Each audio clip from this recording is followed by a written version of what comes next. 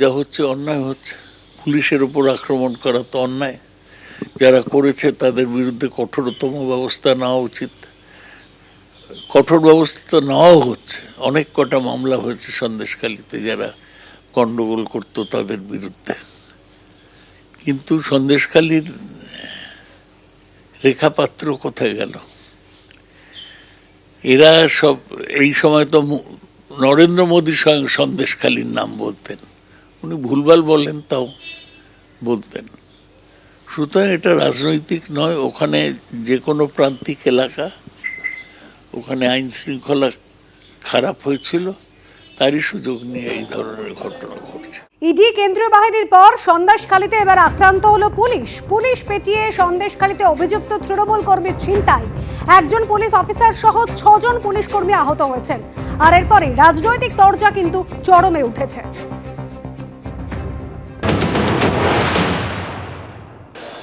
কেন পুলিশ সন্দেশখালীতে যাবে? পুলিশকে কে বলেছে ওখানে যেতে? তৃণমূলের 75-25-এর ভাগ কিংবা সবাইকে দিয়ে খাওয়া নিয়ে সংঘর্ষ তৈরি হয়েছে। তো পুলিশ একটা ফ্রন্টাল অর্গানাইজেশন, পুলিশও তৃণমূল পুলিশ, সেখানে ওদের মাঝখানে ঢুকতে গেছে, মার দিয়ে দিয়েছে। পুলিশকে তো বার্তা দিয়েছে অনুব্রতর মাধ্যমে, তারপরেও পুলিশ বুঝছে না।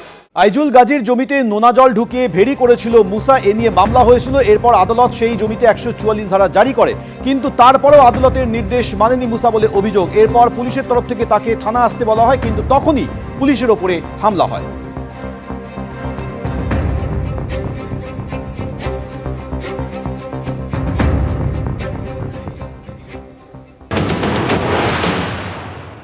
মুসাকে চেনো? হ্যাঁ, মুসাকে চেনো? চিনি, গ্রাম পিতুবাসী। কি করে মুসা? মুসা ঘেরি টেরি করে। কতগুলো ঘেরি আছে মুসা? এখানে একটা ঘেরি দেখে এসছি, ওই যে শিরিষ গাছ আছে না, আচ্ছা, ওখানেই একটা ঘেরি আছে। আর কোথায়? ঘেরিগুলো কার? এই ঘেরি অন্য লোকের। আচ্ছা, সিরিজ গাছের ওখানে মুসা ঘেরি। হ্যাঁ, মুসার কোন ঘেরিটা নিয়ে গন্ডগোল হচ্ছে? ওটা বলতে পারবো না, আইনুল গাজীর সঙ্গে। ওটা আমি বলতে পারছিস না, আমি ওসব খবর রাখি না। মুসা কি পার্টি করে? ও টিএমসি পার্টি করে। কার সাথে করে? প্রধানের সাথে? প্রধানের সাথে করে। এখানে পার্টির ব্যাপারে এখন কার সঙ্গে কী করে ওটা বলতে পারবো না। কেমন লোক মুসা? ব্যবসা বাণিজ্য করে, এটাই জানি। ওর একজনের সাথে জমি নিয়ে গন্ডগোল জানো? না, কিছু ধরে নিয়ে গেছে এই জানি। কাকে ধরে নিয়ে গেছে? এই যে এখানে ওই বাড়ি, এই বাড়ির একটা ছেলে নিয়ে গেছে। কেন, কি করেছিল? পুলিশকে মেরেছিল? তো ওরা বলতে পারবো না। পুলিশের গাড়ি ভাঙচুর হচ্ছে, পুলিশকে কারা মারলো? ওই ওদের বাড়ি, গন্ডগোলটা ওদের বাড়ি হয়েছে। কাদের দেখো, বাড়িতে? ওই মুসাদের বাড়ি কি হয়েছে। গন্ডগোল হয়েছে? ওই কি পুলিশের সঙ্গে কি এ করেছে, আচ্ছা, কি করেছে? ওই কোনো ব্যবহার করেছে, তার জন্য হয়তো ঝগড়াঝাটি হয়েছে, তার জন্য ওই মারামারি করেছে। মুসা কোথায়? কি করে বলবো, মুসা পালিয়ে গেছে? আমি বলতে পারবো না। চেনেন? হ্যাঁ, পাশের বাড়ি থাকে, ওইভাবে চিনি। চেনেন মুসাকে? হ্যাঁ, ওই তো পাশে। কি করে মুসা? ওর ঘেরি আছে, ঘেরি করে। কোন ঘেরি নিয়ে গন্ডগোল হতো? তা বলতে পারবো না। তাই? হ্যাঁ, কোন ঘেরি নিয়ে গন্ডগোলটা তো তা বলতে পারবো না আমরা। আচ্ছা, কালকে কি হয়েছে শুনেছেন? না, আমরা তো এই কাজ করে ছেলেরা কতগুলো ঘেরি আছে? রাতে কতগুলো তা আমি বলতে পারবো না। আমরা খেটে খুটে খাই, কি করে জানবো বলো? তা বলতে পারবো না আমরা কি পার্টি করে। আমরা অত খবর রাখি না। রাত্রে শুধু একটা ঝামেলা হচ্ছিল শুনেছি, কিন্তু উঠেনি রাত্রে। হ্যাঁ? শীতের সময় রাত 1টার সময় কে বাইরে গিয়ে শুনবে? কি হয়েছে কি? সেটা তো সম্পূর্ণ জানি না। আচ্ছা, শুনে কি শুনলেন? তাহলে মুসাকে ধরতে গিয়েছে, পুলিশের গাড়ি ভাঙচুর করলো কারা? সেটা আমি কি ছিলাম? রাত্রে হয়েছে ওটা, দিনের বেলা হলে গিয়ে দেখতাম। রাত্রের বিষয়টা তো ওটা জানে না।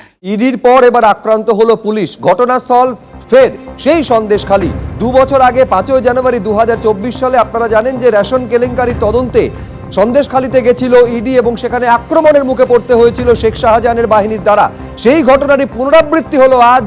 আরেকটা জানুয়ারিতে পুলিশ গেছিল মুসা মোল্লা তৃণমূল কর্মীকে ধরার জন্য। সেখানে গিয়ে আক্রান্ত হলো পুলিশ, লাঠি বাঁশ দিয়ে পেটানো হলো পুলিশ কর্মীদের, পুলিশের গাড়ি ভাঙচুর চালানো হলো। এই হচ্ছে সেই অভিযুক্ত তৃণমূল কর্মী মুসা মোল্লার ছবি আপনারা দেখতে পাচ্ছেন, যাকে পুলিশ ধরতে গেছিল। এলাকায় তৃণমূল কর্মী বলে পরিচিত মুসা মোল্লা অভিযুক্তকে গাড়ি থেকে নামিয়ে নেওয়ার অভিযোগ। মুসা অনুগামীদের বিরুদ্ধে। পুলিশের গাড়িতে ভাঙচুর চালানো হয়েছে, এক অফিসার সহ 6 জন পুলিশ কর্মী জখম হয়েছেন। এই ঘটনায় 9 জনকে গ্রেফতার করেছে পুলিশ।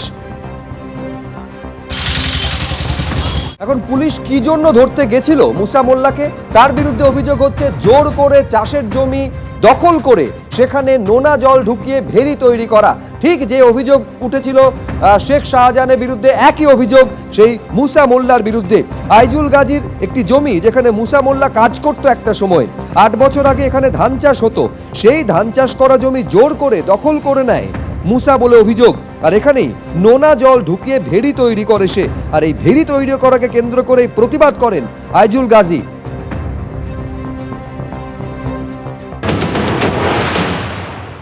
বাসন্তী হাইওয়ের ধারে চুচুড়া মোড়ের কাছে এই 4 বিঘা জমিকে কেন্দ্র করেই গন্ডগোল।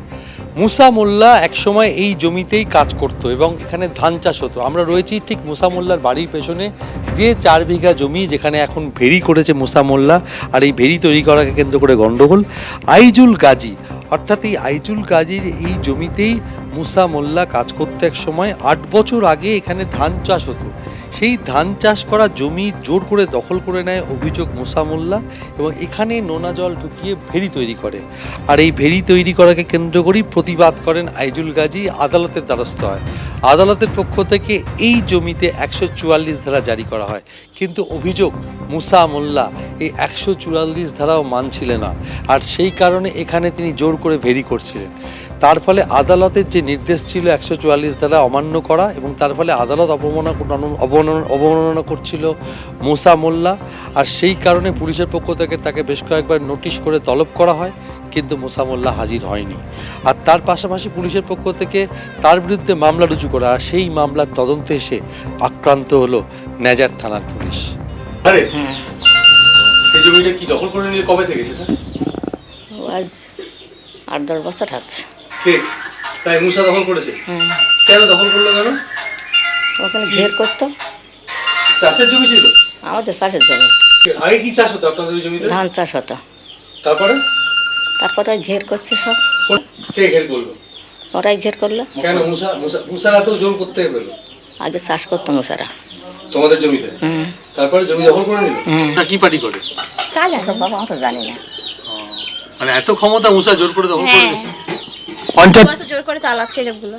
তাই ভেরি চালাচ্ছে। আপনাদের তো ক্ষতি হচ্ছিল। হ্যাঁ হচ্ছিল, আর জোর করে চালাচ্ছিল, সেই এসব হচ্ছে এখন। ধান চাষ হতো কত? ওই 4 বিঘা জমি ধান হতো। সেটা কত বছর বন্ধ? ওই 8-10 বছর হচ্ছে বন্ধ। ওদের ওখানে তোমার ওই ওরা ঘের। এবিপি আনন্দ, এগিয়ে থাকে, এগিয়ে রাখে।